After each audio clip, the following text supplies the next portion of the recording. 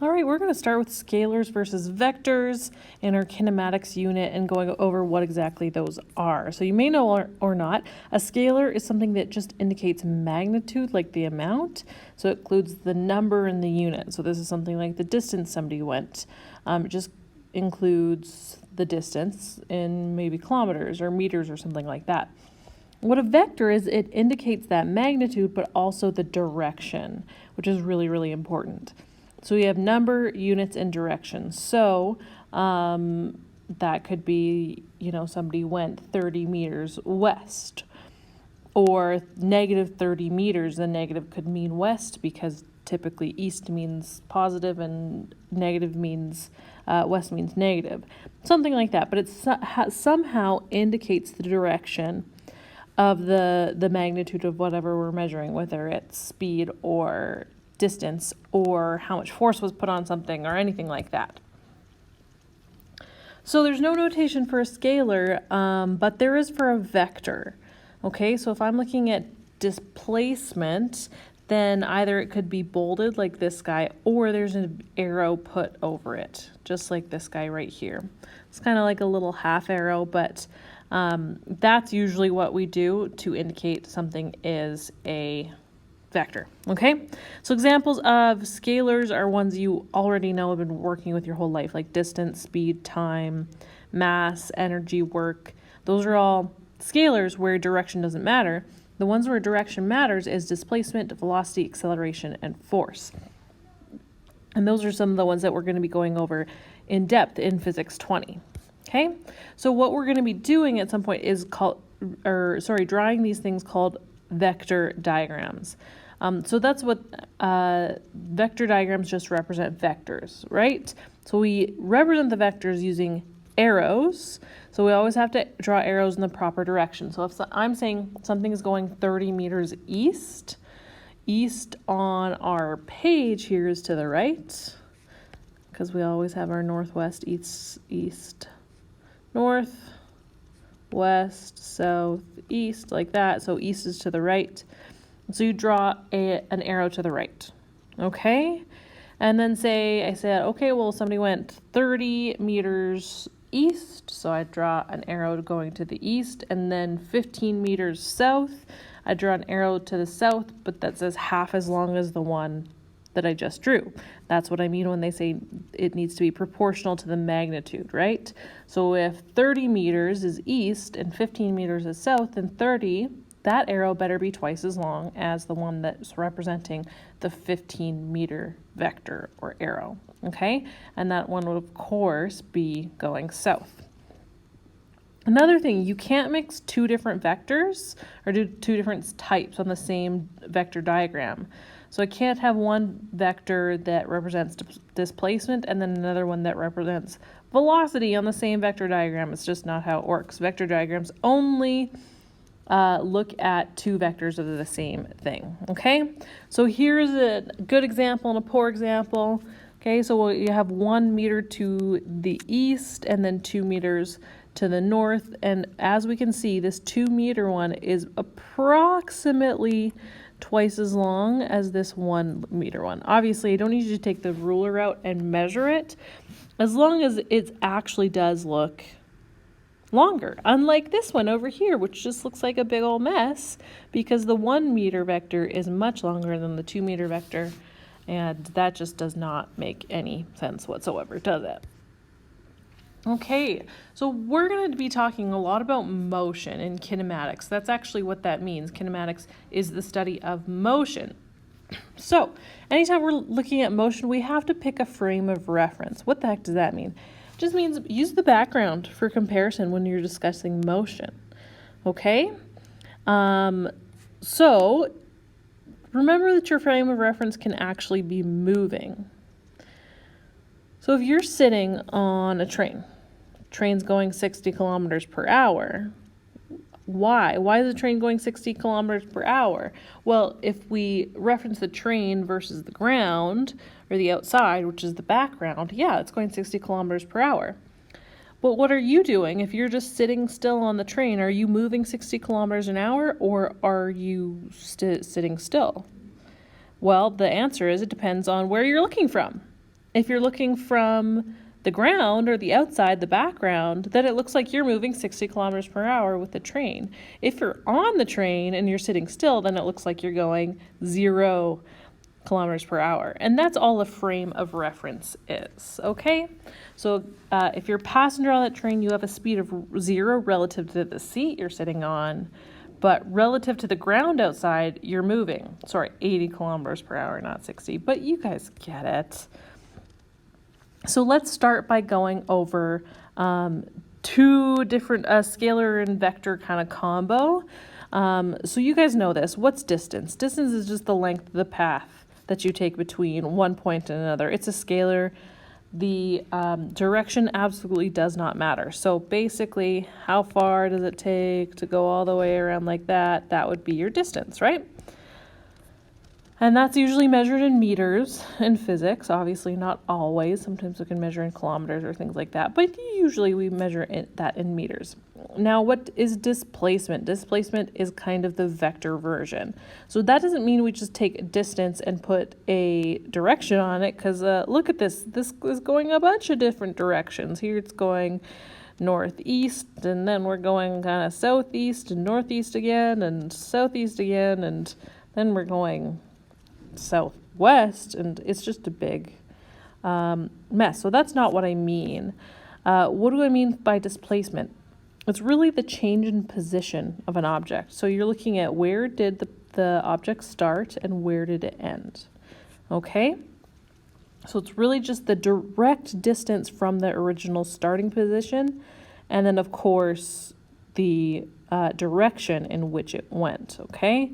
Of course, need to choose a frame of reference from which to measure. So here, frame of reference is this, where this is the starting position and this is the ending position. Okay, and then I just measure what's that exact most direct route. Okay, and that's my displacement, and then I put a direction on it. So here we usually get more, so this will be southeast. We'll get more detailed in that, but not for a while, so I'll leave that for now. Okay, but there's displacement. It is a vector, so you always need to have direction on there as well. Okay. So again, displacement is the change in position of an object, so starting to ending position. Oops.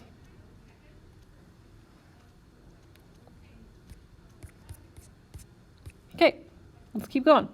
So for example, I have a runner that's traveling 3 kilometers west, and then he's going 2.7 kilometers east, and then another 4.2 kilometers west. So we want to determine both the distance and displacement. And yes, they will be different, because distance, we don't care about direction, but with displacement, we do. So let's look at the distance first. Okay, so here I'm going to call this the first distance, here's the second distance, and here's the third distance. So with distance, it's nice and easy. The total distance will you just take them and you add them together, right? And I do not care about direction in this situation, okay? So the first one was 3 kilometers, so that's 3.0 kilometers plus 2.7 kilometers plus 4.2 kilometers, okay? Do not care about the direction at all. Add those all together, that's 9.9 kilometers. Okay, beautiful. So if I want it in meters though, because I did say that we usually put it in meters, we can. It doesn't specifically say that here, so we don't necessarily need to, but let's do so anyways. So what do? I just multiply that by 1,000, right? Because there's 1,000 meters in a kilometer. And what do I get? I get 9,900 kilometers. Yeah. Okay, but I only want 2 significant digits, or one number after the decimal, actually, so we can do 9900, that's fine, but we need to have 0.0 there, okay? Or I could do 9.9 times 10 to the 3 meters. So either of those go along with the rules for addition and subtraction with significant digits. Okay, let's do displacement and how that's different. Okay, so here I need to all of a sudden put vector symbols. So if I want the whole displacement, I need that little vector symbol. I need the first displacement plus the second displacement plus the third. But here, putting those little vector symbols over it tell me I care about direction. So here's what I like to do. In Science 10, you were always taught, east is positive, west is negative. It's not always that easy. It doesn't always need to be like that, because the thing is, we know he's going to end up west of where he started, right? He's going west and then a little bit east, but then more west. So if I do that, I'll end up with a negative answer, which is still fine. But what I can do is I can say, okay, well, I'm actually going to go ahead and define west as positive. How do I do that? I literally draw an arrow just like that, going west, and I put a positive sign over it, and that's telling me that I'm defining west as positive. So then I don't have to put all the directions in here when I'm writing this all out. I can just say, okay, that means west is positive and east is negative. Okay, so we had 3 kilometers west, so I'm just going to leave that positive. Okay, plus, and then I have 2.7 kilometers east, so that's going to be negative because I went ahead and said that west is positive, so east is opposite of west, so that's going to be negative. And then I'm going to add to that 4.2 kilometers west. Again, I said west is positive, so I'm going to leave that as a positive number. Okay, wonderful. So what do we get if we do that? We get 4.5 kilometers. Okay, so and since it's positive, that means it's going west, right? Because we said that west is positive. Okay, so again, let's put that in meters. So that could be 4,500.0 to follow our rules there for meters. And that would be, you can do this little west symbol here, or I can do 4.5 times 10 to the 3 meters west. And both of those follow our rules for addition and significant digits. So there we go, there's distance versus displacement. So one thing I do want you to know is forwards. So like I said, east, west, you can really choose which one you want to be positive and negative in the situation, and it can change from situation to situation, okay? So remember, there's our north, there's our south, there's our east, there's our west. So there I just chose west to be positive, so east was negative. If you choose north to be positive, south will be negative, right? It's just the opposite, it will be negative. One time that we shouldn't change that, though, is that backwards is always negative, okay? So always, if something's backing up, keep that negative. Forward should always be positive. Backwards should always be negative. That's just the one that it's nice to keep it that way. Okay. So maybe we'll run into that when we go over speed versus velocity, because I think you guys got distance versus displacement. So now we're going to go speed versus velocity. So speed is, we use v for it with no vector symbol over it. So I know that's really annoying. But we know what speed is. That's just the rate at which an object moves, or how far an object travels given a time interval. Because a rate always means per unit something. And rates in physics 99% of the time means that it's being divided by time. Okay? But speed is the scalar. So this is where we do not care about the direction. Okay? So how do we calculate speed? It's the change in the distance divided by change in time. That's really important because remember, we just did a situation where distance was a whole different number than displacement. So that's how we calculate speed, is change in distance divided by change in time. Okay? So what that means is that we have distance, we figure out the difference between the distances or where it's going, and divide that by time. I don't really like doing this. It's never like that. It's just by whatever your time interval is. Okay, so that's your average speed. Okay, and we're only going to be doing the average for a little bit, so don't always count on that, but we will for now. Okay, So remember, speed always needs to be measured in meters per second. Distance should be in meters. Time should be in seconds. So let's go into velocity, which is kind of the vector analog of speed, but it can be different. Okay, so here we have the v where it's bolded or it has the little arrow thingy on top of it, and that's how we know it's a vector. So that's the rate at which object moves, but now in a certain direction, because of course, since it's a vector, we know that direction matters. So obviously velocity is also a vector then. And how we calculate velocity is the change in displacement over time. You see how that's a little bit different? Sometimes distance and displacement are the same. So therefore velocity and speed are the same number. You just need a direction on one of them. But we just went over a situation where displacement was not the same as the distance, right? So in that case, you need to figure out what the displacement is to figure out what the velocity is. Very important, okay? So here, these things are weird. So they're supposed to have their little arrow thingies. So again, here your average of velocity is the change in displacement over the change in time. Remember, this thing is a delta. It just means change in. Okay? So don't listen to this guy as much. Just figure out the change in displacement. I don't really like it very much. Just figure out the change in displacement and what the time is and divide them. So let's do another example. So we have a Kenyan here. His name is David Rushida, and he covered 2 laps of the London track in 1 minute 40.91 seconds. Okay, so 1 lap is 400 meters, by the way, just in case you didn't know.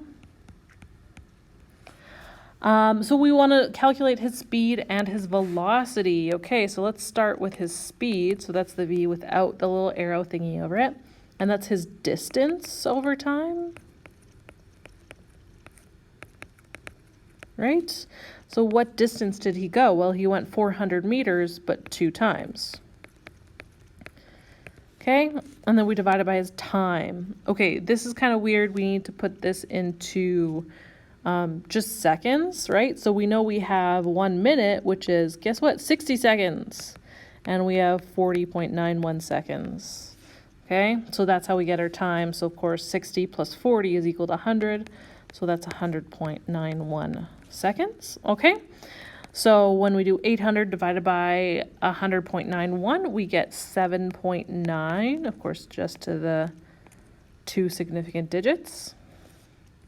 Well, not of course. Actually, we could do more than that here, but we're going to leave it there for now. So there we go. That is our speed. But now I want to find our velocity. Is it going to be different? If he's running 2 laps, what's the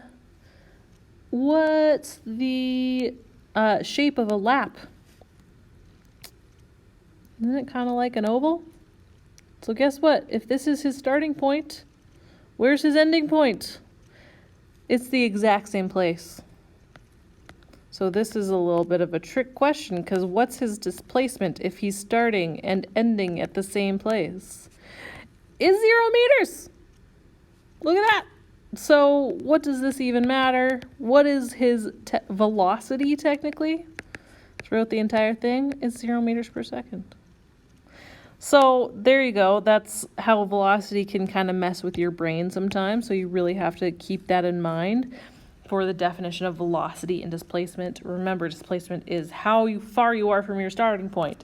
And so if you're doing a lap once and twice, you're both times ending up where you started. So therefore, you do not have any displacement. And that's that. So make sure you know all about your scalars versus your vectors and all that fun stuff.